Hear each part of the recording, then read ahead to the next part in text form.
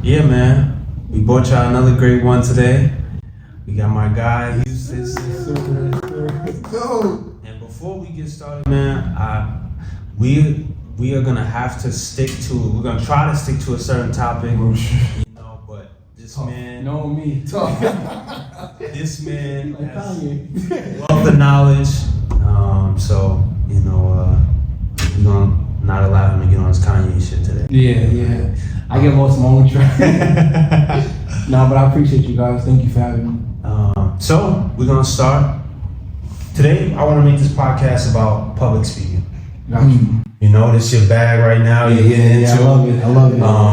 And I don't know anybody else personally who's really driven in that direction at the moment. So, I want to start with,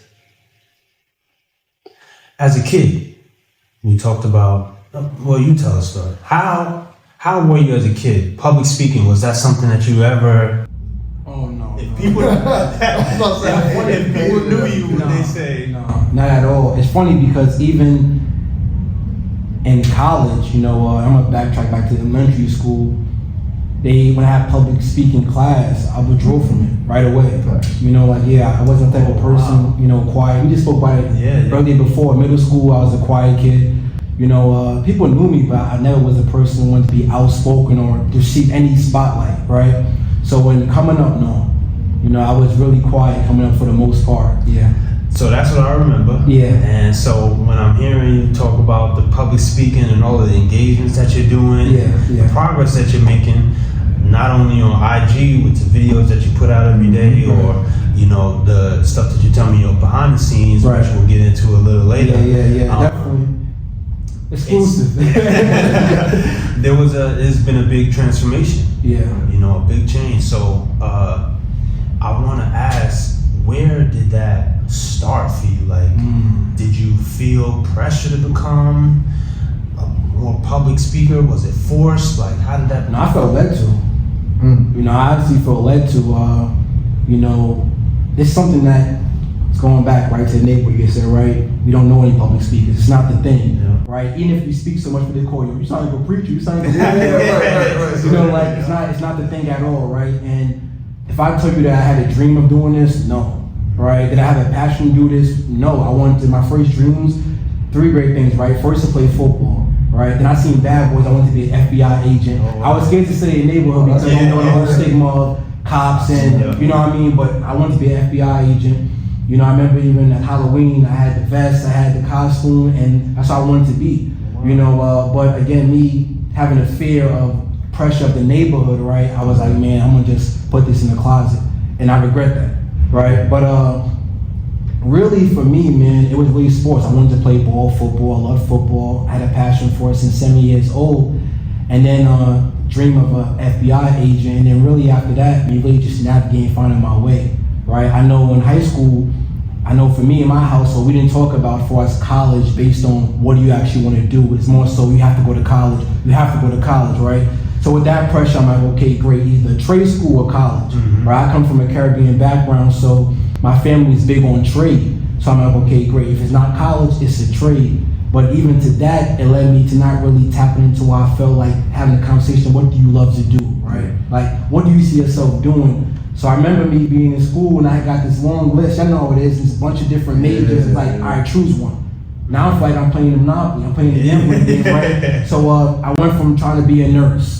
Then I'm like, this is not for me. Second semester, I'm like, I can't do this. Then I went to criminal justice. Then I'm like, I don't see myself doing this either, right? I once had this dream, but right now where I'm at, exactly. So then I just say, you know what? I'm gonna graduate, with my liberal arts degree.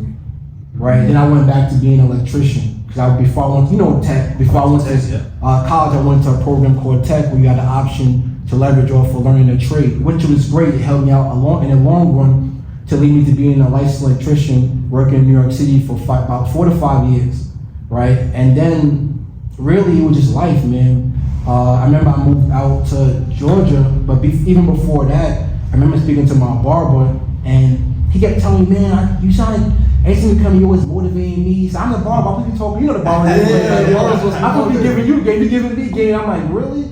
And then my cousin my cousin Alexis, she just one time she said, man, you should be like a life coach. And I'm like, why am I hearing this, right? And it's so funny because I remember one time I went to the laundromat in Wandance, and I was giving out my electrical cards, my electrical business, right? I had an electrical business, I'm giving out my cards, and this one guy to me, not to get super religious or anything like that, he was speaking to me, and I didn't know this man from a hole in the wall, bro, at all. And he's speaking to me, and now we having a conversation, and now he's speaking to me about me, like saying things that align with my life, never met him the day before. And he came across the word saying, man, you know what, I'm actually a prophet, right? It's gonna get a little deep, but I'm like, okay. And then he said, man, like, you wanna do some things, and I'm gonna have you speak one day, I'm gonna have you speak at my church one day, right? And I'm like, okay. And that time I'm like, all right, you know, whatever, like, here's my card, bro. You know what I mean? Like, you know, in my head, like, you know, and I just, it kind of bypassed me. Yeah. But leading to that, I'm hearing this a lot now, like, man, you're positive. You know I'm y'all, you know, I'm the type of person, check out this video, check out this book, you know, Alex, so like, I'm just like, you know, always dishing out game. Yeah. But it didn't actually hit me until that conversation with my barber. He said, man, you know, every time you come in this barbershop, you know, the music is blasting, people are having high conversations. When you come into this barbershop, the music actually gets lower, right? Conversations dim down, and we hear what you're saying. And that just spoke so much life into me, and I was like, okay. You know, and then that same day, I did my first video. You know, and actually, the first day I did my video, I had the fresh cut, feeling good, right? You know, and in the first video, it's actually on my Instagram, I said, just at the barbershop, my man Zay, you know, but check this out, you know, and I started speaking, right? And then after that, it led me to doing this, you know, full time. And it's so funny because I started out in Wandance, you know, right in Wandance outside. And I remember by my fifth video, right? It's so funny because I actually have it on my phone. I put the phone down, I'm like, man, I don't know what the hell I'm doing. I'm like, why am I doing this for? Because cars is going by, people are looking at me like, yo, this guy's crazy, right? I'm on the block, only person outside screaming at the camera, and they're like, yo, this guy is bugged out, right? But it felt good, right? And that's what led me to this point where I'm like, yo, this is for me. And the true purpose behind it is, I'm just here to return the favor, right? Because I never had my father in my life. And I know what it felt like to go through identity crisis, right? To try to find myself. I was on this man hunt to find myself, right? I was trying to find that man because I feel like I never got that poured into me. So it was the barbers, my coaches, my friends, my mentors that spoke at the community, for the community, right? You know, this is gonna be a click 2 bonus, $5.99. I appreciate you.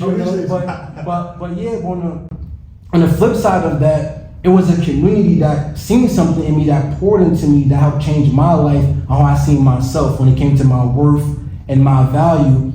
And that helped change me and to really tap into my belief system. So I say that I know how it feels to get poured into, and I feel that tied into my purpose. I'm here to return the favor, right? I know how it feels. That's why I'm so passionate about it. And that led me to this point. Okay. Yeah. All right. Yeah. Trying to stay on track because I can't go. No. You know what I mean? But yeah, that led me to this point. It was a community that spoke to me, and I was the fathers in my life. You know what I mean? And yeah.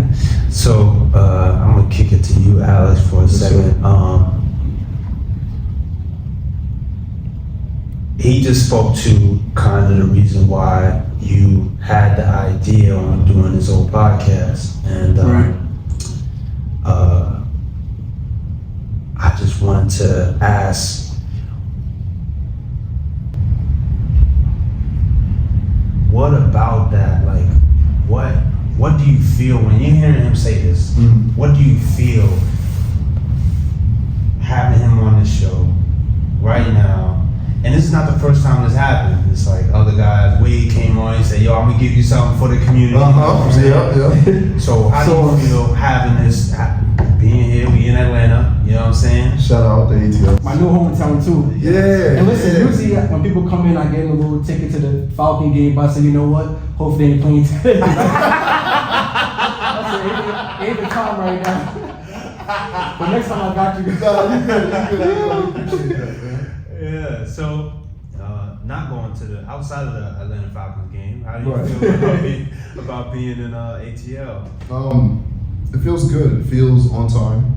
It feels like this is exactly where it's supposed to be. You know that people love to make that a cliche saying, but it's the truth. Right. And oddly enough, every day leading up to this day, I've seen the number 317. and that's your birthday. Well, that's my birthday. And what I've read about numbers is when you see your birth number or birth year or whatever the case might be, is that it's basically a sign that you're on the right path. Wow.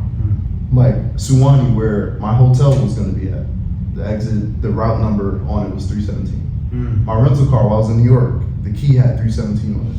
I delivered to an address earlier today, had 317 on it. So it's almost like I can't make any more excuses as to why like we aren't doing more episodes, why we aren't talking to more people, why we aren't actively figuring out ways. Because you know how, man, we had one or two inconveniences. Like, you know what? Let's knock it up. let's just do this another time. Let's call Eustaus. Let's call, you know what I mean? Let's call everybody and be like, you know what? We'll just do it another time. And today wasn't that. Like, we sat in the hotel room up until about 30 minutes before the podcast started, not knowing where we was going to record at. And I was like, nah, man, I think we got downstairs. They just asked about the name of the podcast. I thought it was for the community. And I just knew that it had to happen, and I knew, especially with Eustaus, man, we had to. We had to do this. I respect that. Yeah, of course, man. And it's honestly really cool. And even though we're not like, 40,000 views, 2,000 views, like we're not up there yet, everything just feels so on time and so perfect. So it's like hearing him say that verbatim, it's like, that's me. Yeah. That's really me. And then I think that's what community is about. It's like finding yourself in each person and helping each other get to a point where it's like, all right, you might not be me, you might not look like me, but you are me. Right. You're me, I'm you. And that's what For the Community is about. It's basically giving people a chance to heal that identity crisis that they may be going through or, came out of. Yeah. And help the children. Right. Help the children with it. So it's I love that, bro. It's a beautiful thing. We're supposed to be exactly. I've been working on my posture, man. Good job, man. Good job. Am I gonna look lazy and I kick it up? I'm like keep leaning over. You just spoke about how we right where we supposed to be. You are. And I feel like that in my personal life. I definitely feel like that right now. Right. So let's dip out a little bit of the public speaking and get a little bit more background onto you. You said you moved here, to Atlanta. Right. We talk about being in the right place at the right time. Right. Take us from the beginning of that journey. What made you want to move? Like, what made you want to come to Atlanta? Oh man, a lot of reasons, but more importantly, I knew for my family to really operate in our gift and take things to another level, we had to move off a new blueprint. You know what I mean? Because by force sometimes, right? Environments, relationships could take place. I just felt like we needed to leave to really see what's out there for us, right? So, for example, to be honest with you guys, right? I'm gonna be totally transparent this whole entire time because transparency, really helps people when it comes to changing lives. That's one thing I realized as a speaker, and I'm open. I'm strong on where I'm at right now. But my wife was the one who wanted to move, right? And here's the thing: she been wanting to move. She wanted to leave a long time, and it's so funny because one time we was in the living room, and my brother-in-law, he said, man, I remember at least you've been wanting to move. And I'm like, okay. I didn't know, so, I'm leaning in more. He said, but I know what Eustaus, you was definitely gonna make that move because he said, not throwing no shade, but a lot of issues she had, she knew that she needed someone to really trust to make that move. So when she kept, planting that seed in my head about Atlanta, I'm like, okay, because I didn't know much of Atlanta besides really the rappers and the Hawks and the Falcons, be real with you. But she kept sending me on Instagram, like black people just succeeding on these high levels and taking things to a whole nother level. And I started getting inspired by it and motivated by it, right? And I remember when we had that conversation, I was like, okay, great. Like, what's the big move for you? Why you want to make this move? She said, I really believe that if we make this move, we can really get to that level where we need to be, especially when it comes to success. So I reached out to my uncle, and he was a truck driver out here. Okay. And so he knows about the whole South. He does over the OTR, over the road, everything like that. So I gave him a call, and I'm like, hey, I'm looking to make a move. I'm considering Atlanta. Man, Yeah, you telling him is like, oh man, like he just put us on his back, man. He said, okay, great, giving us a bunch of information, details, videos, new construction, open houses. He just gave us the whole 9. So he made it easier for us to really feel motivated to come visit. So I remember you guys, right? I'm telling you, let you know, and I came to visit, and I'm driving, I'm seeing nothing but sticks and woods. I'm like, I'm like, yo, I made the wrong move. But fucking like works, right? Yeah. I'm like, I made the wrong move. So the first day, I'm like, I got here around like 6 p.m. And he's like, yeah, we're gonna go out tomorrow. So I'm driving, I'm like, man. So I came in by myself. She had the kids at home. She's like, how you like it? I'm like, it's all right. I'm like, it's all right. I'm like, I ain't seeing nothing right now but sticks. And to be transparent with you guys, this is my second time leaving out of the state. So now I'm just seeing nothing that's foreign to me outside of New York. Right? Yeah, I'm seeing trees. Like just open lots. So I'm like, man, this is not gonna work. I don't know what they showing on Instagram. Right? But it wasn't until the next day. I remember he told me, he said, man, just be patient. Right? And I trust him. He said, be patient. I said, all right. Next day we woke up. I'm not motivated at all. You know, he's like, we're gonna go here, go here, go here. We driving around. The first subdivision we see, boom. I see black people, right, looking like me. And it's not about race, but I'm not gonna lie, right? You seen people look like you at certain levels, it plays a big part. That's the truth. That's a fact. So I see black people looking like me coming out waving, right? Young people, old people walking their doors. I'm like, okay, I see this on TV. You know, just as far as like seeing this, you know, in real life, in real time. And I started seeing that more and more and more. So now the seat is back. I'm leaning up. Yeah. I'm getting there taking the seatbelt off. You know what I'm saying? And that whole day we just driving. We went through DeKalb County, Gwinnett County, through the city. We drove through Tyler Perry Studios, Martin Luther King House, and I was just motivated. And that day, I'm like, this is it, Unc. He said, be patient, right? Same thing they told me before when I wanted to say this is not, they said, be patient. And 3-day trip, and I'm like, I was sold. You know, I came back about 2 months after with my wife, and we started looking again, looking, and she was sold. And it's so funny because the home we in now, it was new construction. We actually walked through it. The same home. Home. It was about 7 homes on one side. The rest was nothing. They was building it up. So we wanted a new residence on that block, right? And we came in and we was like, yo, this is nice 3-bedroom. This is different. And we loved it, right? We supposed to see other houses, but we kept going back to this home. Like, you know, we ain't got to go far. Food spots right there. We got food, came back, and I'm like, you supposed to drive an hour. I'm like, we might as well go back here, you know?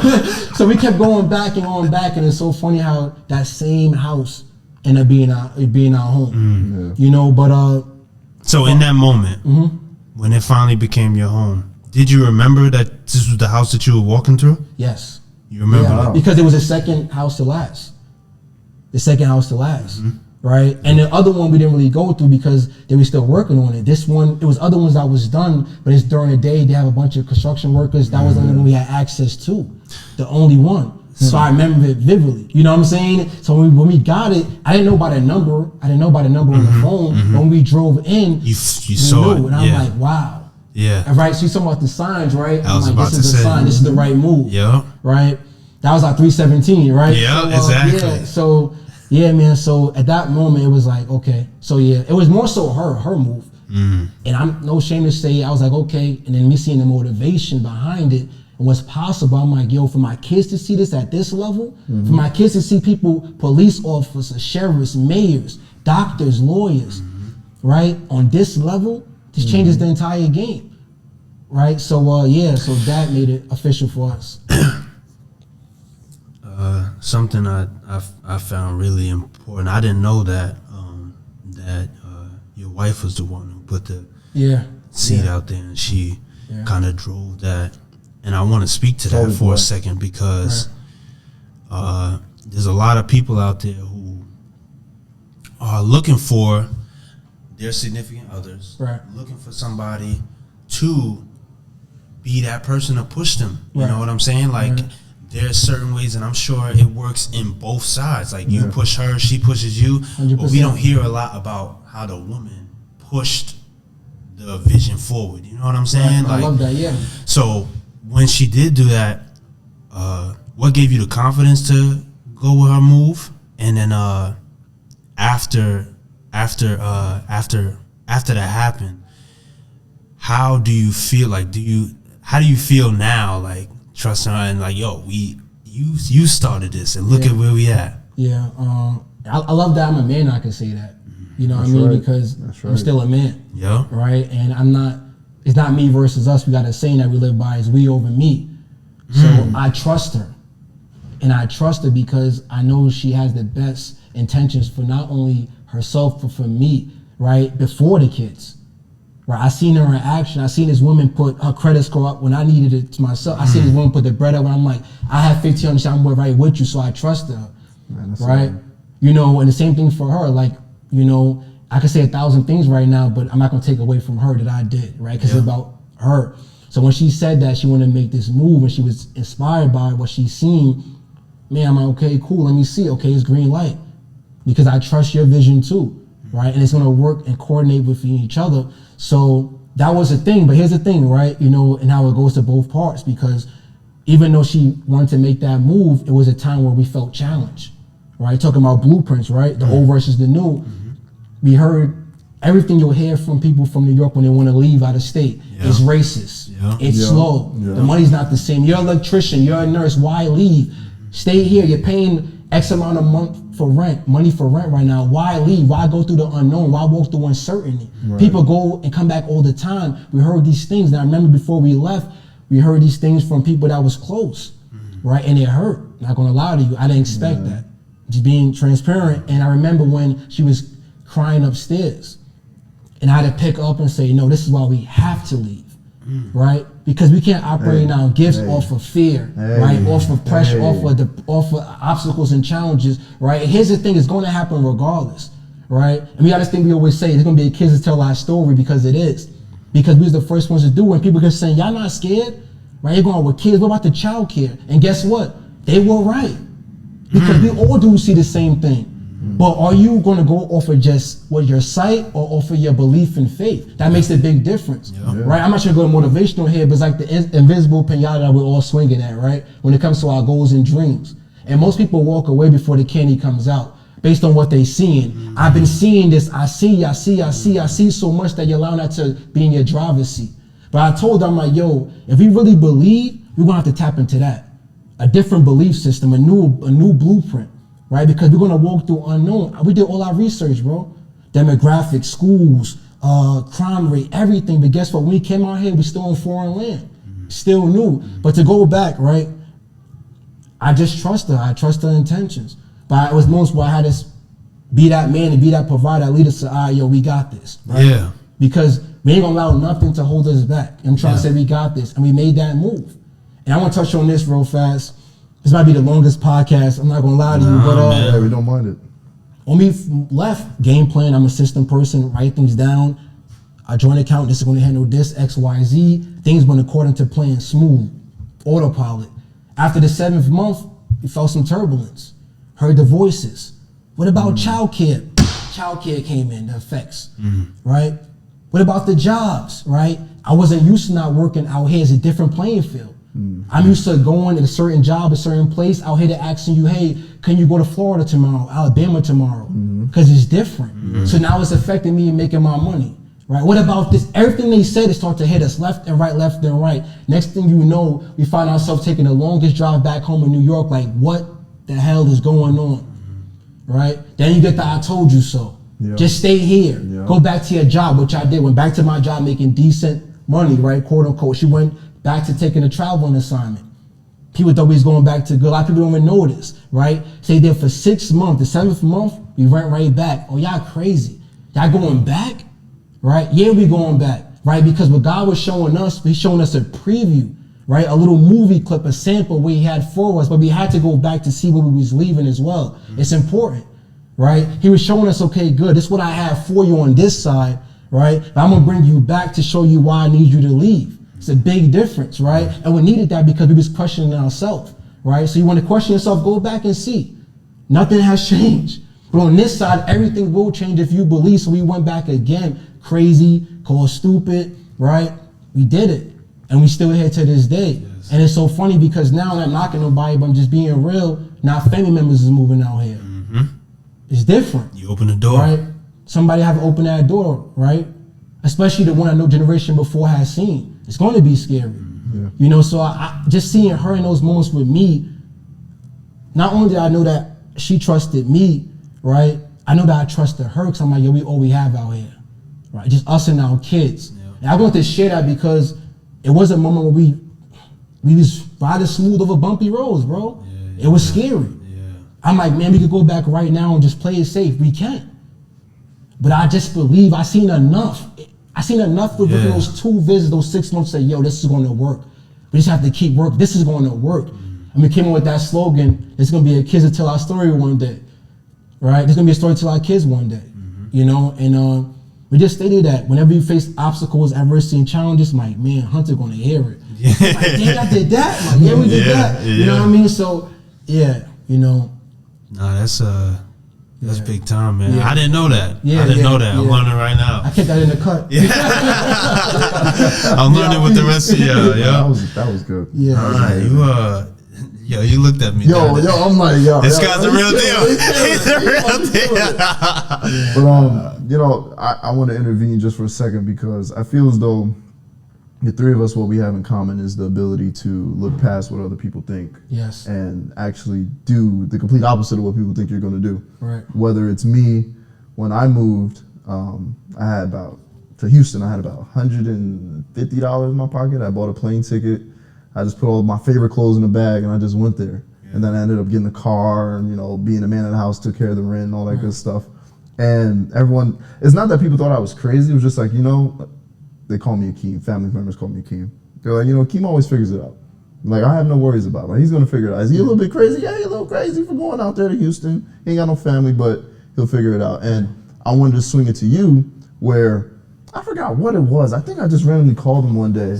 And Jimmy was like, yo, how you like Houston? And I'm like, oh, I got it. There we go. Let's get it. Got my shooter. Yeah. And I think I left in my car. One time when you came to visit. Like, you came and got it from work and I was going to the airport. Was that you? It might have been Keys. Maybe. Okay. I don't think so. But either way, you know, you had no motivation other than being cold in New York. But you did something that very few people do, which is on your own. Like, what was it like going to a whole separate part of the country by yourself?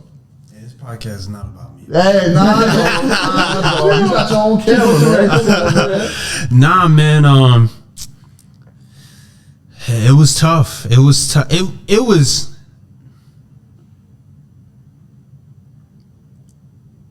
It was exhilarating in the beginning. It was fun. It was a new idea. It was like, man, this is what I'm doing.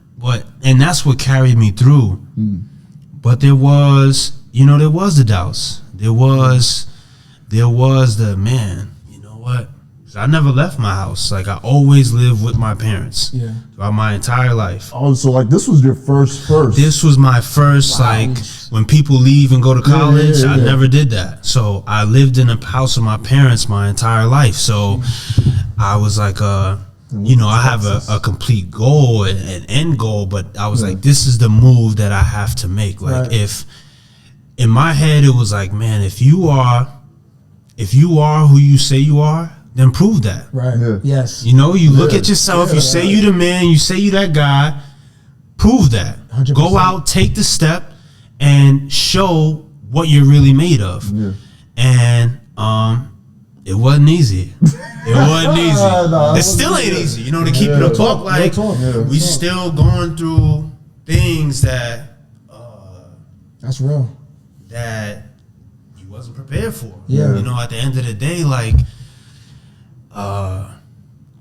we don't come from, my parents tried their best. I'm sure your parents would say the same thing, or mother for you. They tried their best and they did their best, and I really believe that. I don't blame my parents for nothing. You know what I'm saying? Definitely.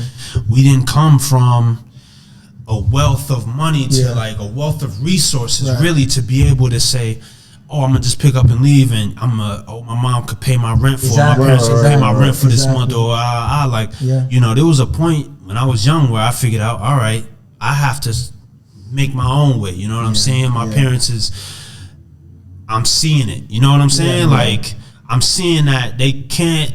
It's not. They don't want to tell me no. Right. But they don't really have it to tell me yes. Yeah. You know what I'm saying? So, I took that mentality and made that move. You know what I'm saying? And you know, I give a lot of credit to you because I know what I did and the mistakes that I made, and I was comfortable doing that because it's only me. Yeah. You know what I'm saying? If I mess this up and I get kicked out on the street, it's just me. You know what I'm saying? But with you having your wife, having your children, 3. Yeah, one out here too. Saying? My daughter went to she exactly. Yeah, no, you're absolutely right, man. It was a lot of pressure because I think the risk gap closes a little bit, right? Because like when I'm by myself single, like we said, I could fall. It's just me. Now it's really a domino effect. So even when they were saying certain things, they love us. It's out of love, right? But I also know it's their fears, right, and insecurities they was pouring on us as well too. So I'm like, all right, you have to block this thing out, right? I hear you, but not listening to it. You know, like we said, but when we stumbled, we came back. It was like, yo, were they right? You know, then I'm like, I just look at things differently, right? I'm like, it's a message in this somewhere. And we found it, you know, and we came back. And yeah, man. So it definitely was, it's more so for us, it's like, we know that our kids is in this too, so we got to be mindful, intentional. But it's also why we have the faith we have now and the faith, because we're stronger because of this. You know, like, this is the truth, man. Like, I love her even more because of this move. I trust her more because of this move. I honor her more because it's moving, vice versa, because we know all we have. We don't play no games, go to the store, babe, I'm here, I'm checking in. It's not about, you know, authority, you know, it's about just being, yo, we all we have out here. Talk about it. Right? Yo, babe, I'm just here, come in here. Send her my location, I'm coming here. Not because I don't trust you guys. Anything happens, you know where I'm at. Right by your job, babe. Oh, you by my old job? Yeah. Right? So our communication is way better. Even if we go back home, we don't have to even say anything. We're just moving accordingly. Right? So it just needed to happen to get to this point, right? And I really believe that your past, right, it qualifies you, right? You know, I used to look different, right? Why me? No, why not you? So even through those obstacles and challenges, it made us stronger. It qualifies to get married, right? It went from being engaged to getting married based on what we've seen. I love you more. Why not? What are we waiting for? I trust you more. I seen you put up. You see me put up. It's different. You know what I mean? So those things, right? It's beauty in the struggle for real. You know, so those things created a beautiful moment for us, right? And yeah. No, I'm glad. I am extremely glad that you spoke on that, and you spoke on that in the way that you did. Like, as you do with most things, you're a passionate guy. Yeah, I'm super passionate. Like, why he shaking the table? No, that point about that you made about, yo, they were right. Like, people do say these things, and like you said, they say these things out of love a lot of times, especially the ones that are close to us. They love you. And a lot of times we may go out saying, I want to prove them wrong, but they're right a lot of times. Yeah, true.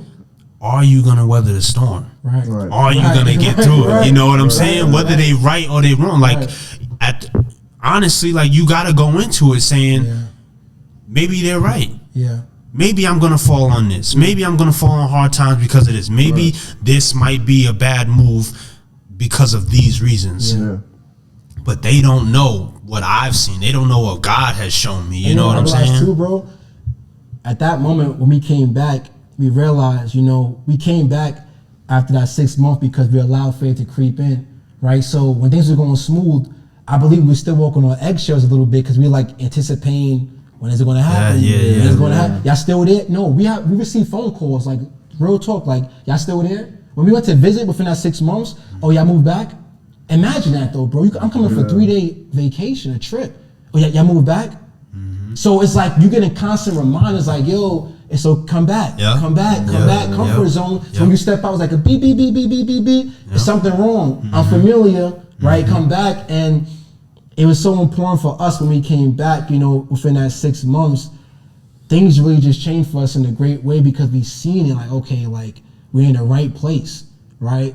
And I believe that was a turning point for us, right? Because not just because we came back, you know, based on the fears and stuff, it creeped in, but it was the conversation we had like, yo, if we allowed the fears, right? If we allow the fears, those thoughts, right, from what could happen to let certain things not happen, that's the problem, right? I'd rather go out and fail than let the fears creep in and say, why you didn't do it, man? Because, you know, Vaughn said, why you find a point, you know, Alex said, no, right? You allowing the fears of what could happen to let certain things not happen. That's the problem. So he went back. It's like, y'all going to, because it's bigger. Our goals is bigger. The dreams is bigger. Our life is bigger. It's bigger than whatever we may be currently going through right now. That's the bigger picture.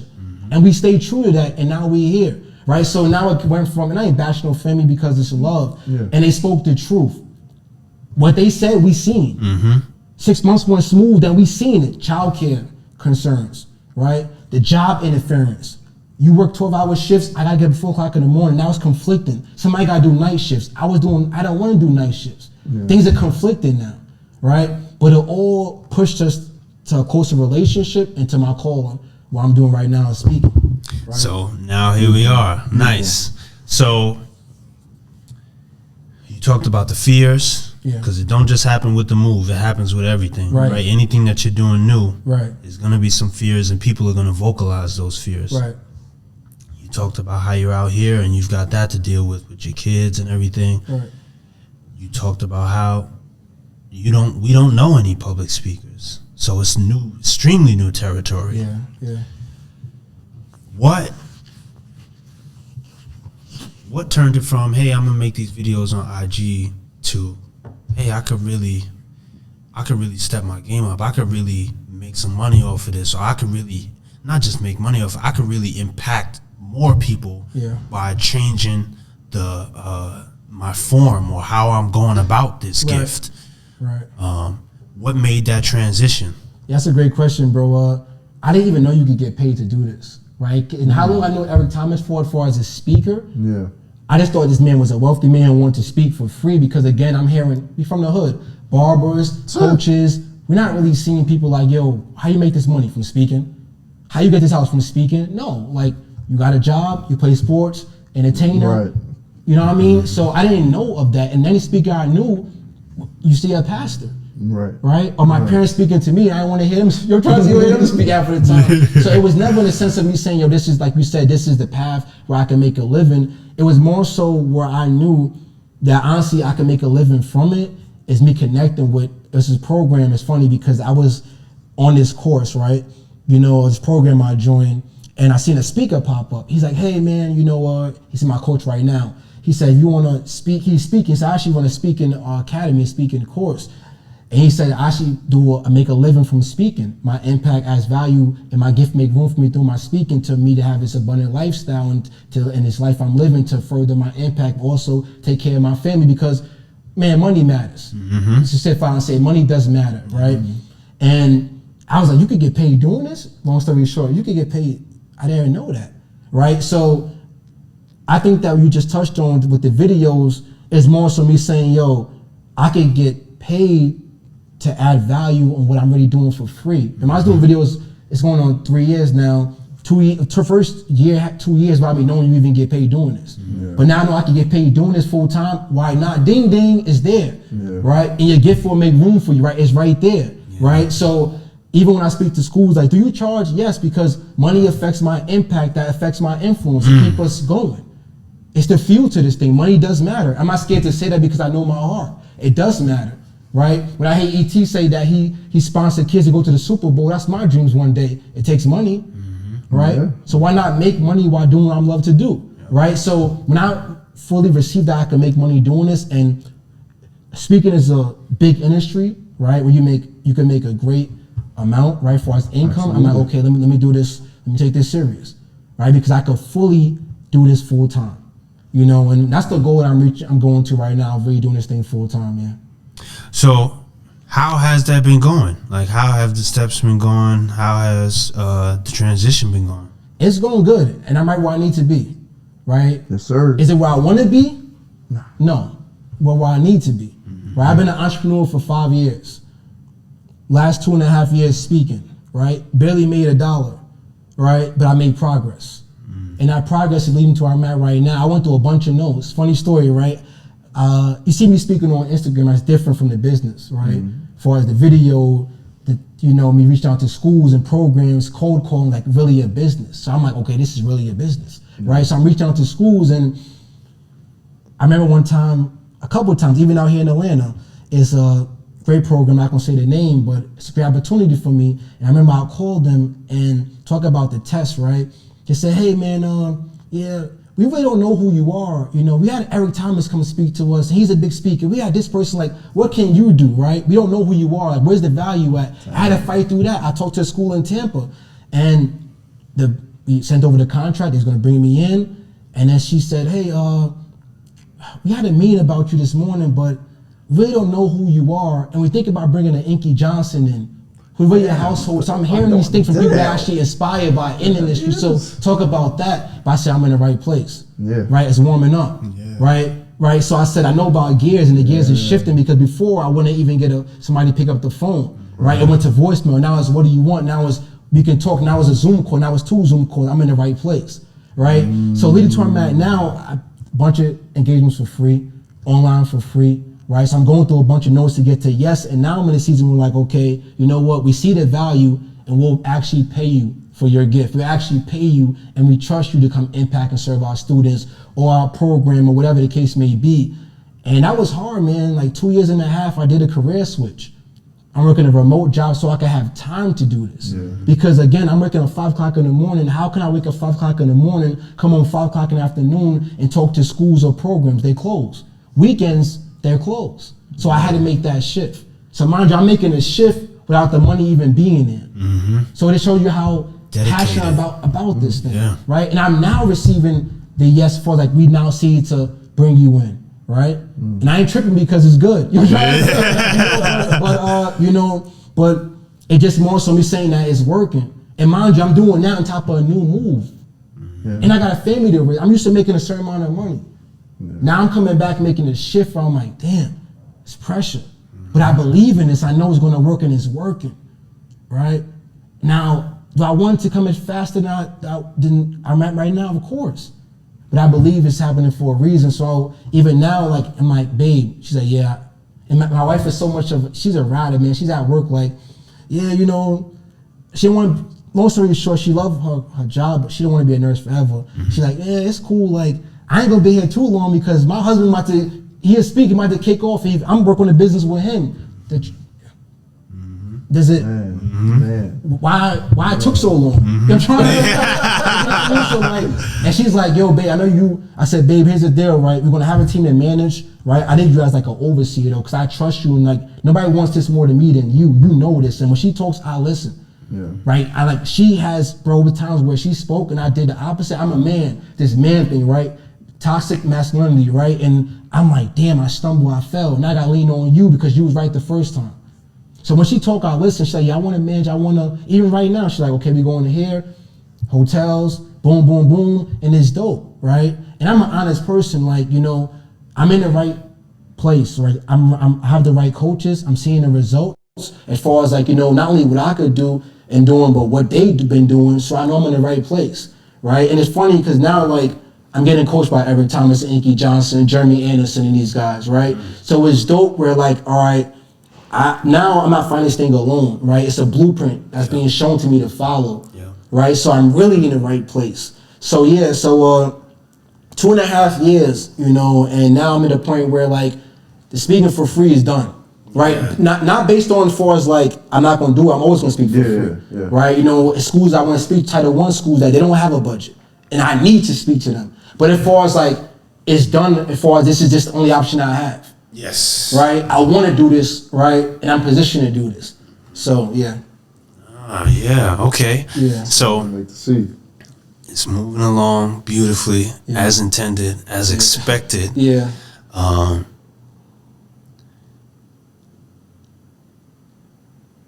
In this place that you at right now, and I'm gonna kind of try to leave it here.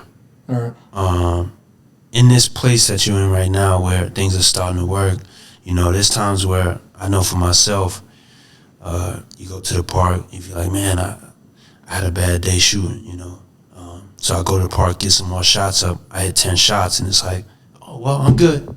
It's over now. I'm good. and then because I didn't put in the proper work, that is gonna that situation is gonna repeat again. How, with seeing some success, do you stay motivated to continue? Yeah. For that, man, it's passive speaking. My struggle is my biggest motivation, right? Like, I know what it like to come from certain environments. I can't even speak on it right now because it's real.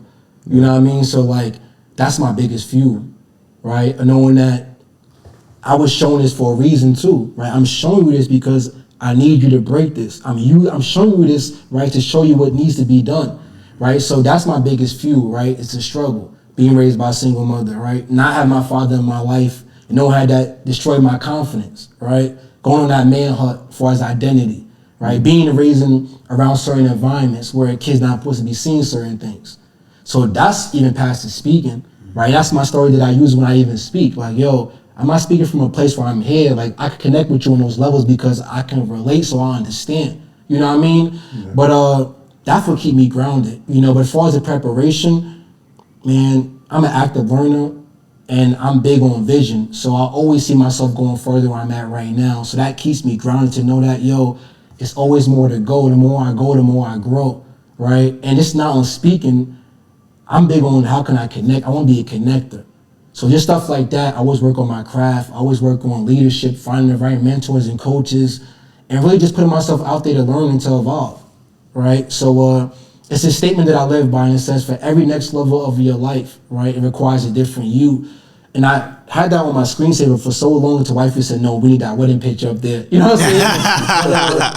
I did that because it just reminded me, like, yo, wherever you at now, always grateful, but never settle.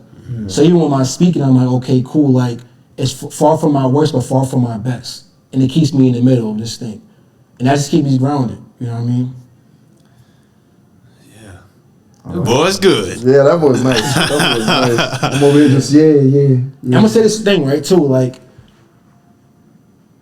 talking about doubting, talk fast, stutter, slur. Right? I'm like, hold on. Yeah. Yes. Eustaus, if anybody out there who watches this knows you, they know that growing up with you, you had a big stuttering problem. Yeah. Big stuttering problem. Like, yeah. I don't want to like disrespect you, but it was like it was a real thing. You know what I'm saying? It was. So not only was you quiet back then, but also you had this to overcome. Like, that's not like a stuttering problem is not just like, oh, I could just wake up and I'm gonna fix it. Like, you gotta work at it and try to get over that issue. I almost forgot about it, truthfully. I did forget about it because he speaks so eloquently now and so smooth now. I forgot all about it. Yeah. So, man, like transformation, man. Yeah. So these are the things that you had to overcome. So where are we going with that? Even with school, right? You know, popcorn. I mean, you read the book. And, oh man. Oh man. Pressure. Oh man. I'm watching pressure. Yo, bro, they said you're gonna do reading now. And I remember, bro, right?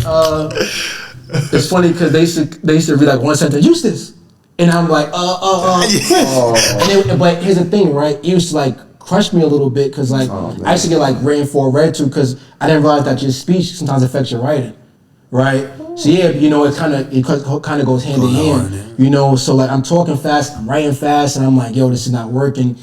And for a long time, I feel like I was damn near handicapped, right? So I'm like, to speak, like, dog, I'm not even speaking right? Even now, like, certain words I have trouble saying. Being real with you, and I'm like, and wife, you're like, you don't know? I'm like, no, I don't. But again, the power of collaboration, right? Watching my coaches, I'm like, they up there stuttering and you know what I'm saying? And then mind you, like, talking to 20,000 people, 40,000 people, right? And making a great impact, you know, wealthy, you know, I'm like, wait, what? And I graduated, and I dropped out of school, and I don't, and I took like, and I'm like, to this day, you know, I study ink, you know, is the greats, and I see them, I'm like, okay, I see of course they great doing great things, but I study what they're not doing too, and I'm like, okay, so I'm in the right place. And they say, right, that God calls the unqualified, right, to do the qualified work. So I need you, because when you do it, I'm like, how he do it? That's where the faith comes in. How Vaughn do it? How Alex do it? Right? Like how you do it? Because if I let somebody do who been doing it the right way and on their own, so how he do it? So even I hear like TD, right? He said that when he was called, I'm bare to me. He said when he's called to speak, and this I say this because this helped me out in my journey. He said, "You want me to speak?" He said, "I slur. I can't speak right. I'm a country boy in Virginia. Now that man speaking to, millions, so like that helped me, like, okay, I'm on the right path, right? So, and somebody needs to hear that, right? Yeah. So even though I had that, I still overcome it too. Like, babe, I spoke too fast a little bit. All right, cool. Bet they might just didn't receive that right now. It is what it is. Right? I'm gonna get better over time, but I'm not running away from it no more. Yeah. You know what I'm saying? So I embrace it now, right? So yeah. That's something I felt like too, where they see us do the podcast and it's like, oh, Stat, I don't know, how do you just talk in front of people and cameras? I'm like, well, I do struggle. Yeah. Like, I can feel my lips drying up. I can feel when I need something to drink. I can feel when I'm like, but I can feel myself doing all of that. But it's a part of the process. Like when you're talking with your homie, sure, it might not happen as much, but it's just repetition and practice. And it's like when you're around certain people who don't struggle with it, it actually helps you. Like just being around people who's actually, because I've gotten better the more I've started working with. Power collaboration, bro. And he's one of the few people who actually stops themselves mid thought, and you'd be like, "Hello, Vaughn." He's super patient. Vaughn. He's like, so, and it's like, oh, that's why you did that. Vaughn, real quick. Go ahead. Well, I always tell you, bro, about that with you. Nah, you big me up. Because that's powerful. Go back, bro. That's powerful to not be so overly excited to get to a point. Yeah. To prove that you're right. To give someone new information. To slow it down to the point where it's like, all right, I want them to hear exactly what I'm saying. Right. I don't want them to hear how I'm stuttering, how I'm fumbling for the words, how I might use the wrong words. He really does it so no one fucks with him. Oh, pardon. But he does it so like there's no confusion and he doesn't have to go back and circle back and figure out what he might have meant or what he could have said differently. One take one. That's him. One take one. And environment definitely plays a role. Yeah, but what you're saying too, we ain't gonna bypass that because you're a great speaker and you speak, and I realize too you observe more than you speak, which is dope, right? And when you speak, I see the confidence there. And you say even speaking slow, I realize that it shows that I'm confident. I don't have to rush this thing. Yeah. Right. And like you just said, man, it definitely matters. And for me, it's more so culture. My whole family speaks fast. Mm-hmm. They all stutter. Yep. When they argue, you going there like, what's going on? Right? I'm going to school hearing one way, but I'm going home. It's a whole different thing I'm experiencing. Yeah. Right. But it's challenging sometimes, but I love it because I'm embracing it. I'm growing with it. Right, so even speaking slow, now like you said, environment, I'm like, okay, right? But even when I do speak fast, sometimes I'm embracing that too, right? Because again, it's a journey, right? If I don't embrace it, it's going to hinder my growth. Yep. Yeah. Because now I'm like, all right, I'm chasing perfection, not progress. Yeah. You know what I mean? So I embrace it. I was on stage one day and I said, talking about, messing up. I didn't mess up. I was just speaking. I said, hey, I was with you, right? I said a segment I had and I'm doing too right now.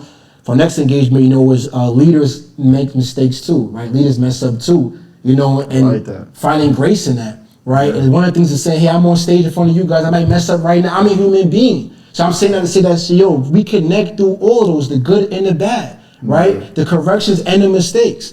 And they need to see that. Like I needed to see TD say that, my coaches, and they flaws. Why? Because I said, okay, great. If you could do it and get there, I could do it too, right? So yeah, man, definitely. For the community, man. We're here for the community. So I have a question. How do you feel like you impact the community through public speaking? Being transparent and telling my story. Cause I know, especially when you talk about the community, right? Like I've been there, right? And I really fit the description. Right, and it's not based off of trauma and it just being real. Like, for as like you asked me before, like how you get to this point based on what you had to go through, right? Single mother, no father figure, right? Seeing certain things, I shouldn't be seeing, put in special education, right? Anger issues, right? Feeling challenged, going through certain obstacles, and I feel like I can relate, so I really understand, right? So when I speak to him, it's not just saying, hey, look at me. It's like, no, he understands me, right? He can connect with me, right? So I believe that's why I fit in when it comes to for the community, right? Just being transparent, saying, hey, I know where you at, I've been there. But more importantly, I can help you to the best that I can to get to this side, right? Based on what I'm doing right now. You know, so that's why I feel the importance of what I'm doing. And I feel like we need more public speakers. It don't have to be on the stage. I think the off stage is the bigger work. Yeah. Right? The barbers play a part, coaches play a part, you guys play a part, you're speaking. Right? And through our words, we connecting through just being transparent, through these ideas, these solutions that are being put out there in the universe. And I believe we need more of that. Right? Because some of the best speakers don't even want to speak. And they need to speak. Nope. You know what I mean? And they shy from it. You know, so yeah, man, that's why I believe that I fit in when it comes to our community. Just my story and me being transparent and having a heart of empathy, right? Because I really care for people. Like, I really care for people, bro. Like, I've seen it firsthand. You know that I really care for people. Like, I really do. You know, so I believe that that's why I know I'm in the right place based on, you know, not only my calling, but my characteristics and where that align, you know, to be back to our community. Liberating the community is what he's doing. Yes. Is you know, it's one thing to speak on a stage, but for some reason it's harder to speak up in a barbershop. Because you never want to be loud and wrong. That's a fact. You never want to be loud and wrong in a barbershop. And that's frightening because it's like you got all these people that you look up to, and you say one wrong thing and they just look at you like. So what we were saying was, just like, I think that's what actually holds back a lot of community things where people are just afraid to. For their neighbor to know that, oh, I actually do like pig feet. Like, I'm afraid to admit that out loud. I'm afraid to talk about it. Be vulnerable to people that I know I'm gonna have to see tomorrow. Because you can tell a stranger on vacation, like, yo, I just got shot last week. Yeah. You know what I mean? And I feel good about it. Like I'm healed. It's just so much easier to do things with strangers and help strangers as opposed to people that you know your mama, know your dad, know your cousin, know your ex-girlfriend. They can somehow find a reason to talk about you outside of your face. And I think what you're doing is you're indeed liberating people to speak up, to be loud and be carefree with exactly who they are and not being afraid to take that next step, that leap to Atlanta, that leap to Houston, that leap in just their career and in their life and overall. Like, you're doing great work by being one of the few, but one of the many to come. Thank you. And we appreciate that. Thank you, man. Yeah, man. I want to say, as a friend, you know what I'm saying? This guy, what y'all seeing today is not like, this is a regular day. You call me, I call you. This is a regular conversation. Like, you're a special. I've been telling you this for a while. You're a special person, man. Thank you, bro. You're a special person, and it's beautiful to see the growth. Like I said, I forgot that you completely wiped that out of my brain. Yeah. Before 30, like the man is starving. Exactly. So, man, thank you for coming on the show. Right. You know, we appreciate you. Right. We've been trying to get this to happen for a while, you know what I'm saying? Yep. And this is not the last time. No. You know what I'm saying? Like I said in the beginning, you have a wealth of knowledge. We're gonna bring you on and talk about things outside of public speaking. You know what I'm saying? Because I hope you do it in your public speaking, but you can talk about an array of different things that do impact people, because I've seen it from my own life. You know what I'm saying? So I know y'all are gonna enjoy this. Sure. Yeah. Please do. Yeah. Please do. I appreciate and when you need some motivation, man, click on @Eustaus, EUSTAUS. That's how you know we cool, because nobody did that right. That's lit, man. Eustaus on Instagram, man, and you'll get that inspiration. You know what I'm saying? You'll get that inspiration. I promise. Yeah. Thank you, and thank you guys as well. You know, always want to express my extreme gratitude. Right? You know, we brothers, but still, like, you have to give me that call. You'll come through.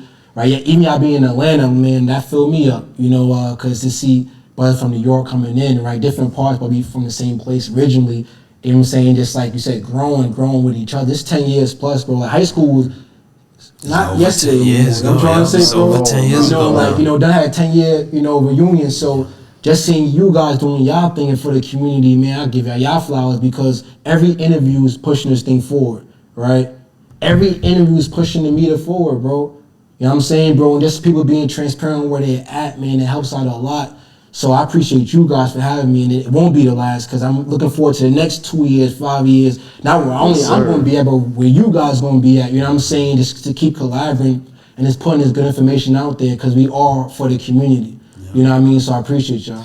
Oh man, thank you guys. This is an interview that's gonna mark this time in our lives, right? And y'all gonna see it. Y'all gonna see it. Stay tuned. Stay tuned. Y'all gonna see it. Y'all gonna see it. On that note, man, for the community, thank you all. We appreciate you. Yep. Good night. Yep. That was dope, bro. My God. My God. That was good. Appreciate you, bro. I appreciate you, man. That's love, man. That was dope, bro. This boy. Yo, dude, this is gonna be the most people gonna say that Eustaus episode.